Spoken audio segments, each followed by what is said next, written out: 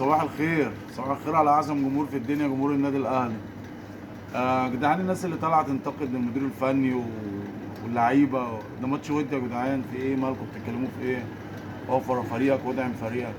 وبعدين انت مش واخد بالك يا اخويا ان ال 11 اللي لعبوا الشوط الاول غير ال 11 اللي لعبوا الشوط الثاني؟ انت معاك ثلاث فرق.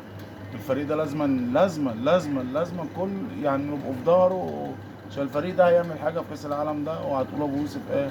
الفريق ده الفريق اللي فيه تريزيجيه وزيزو احسن لعيب في مصر، وفي محمد وفي بن رمضان وفي ديانج وفي حمدي فتحي وفي جراديشار وفي وسام وفي بن شرقي وفي بيكهام المظلوم وفي مصطفى شوبير وفي الشناوي.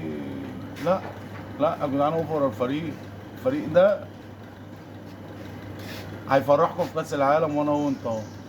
ومفيش عزاء بتاع البليله اللي جوه ده. ايه نوعاته حمو كده نايم لسه؟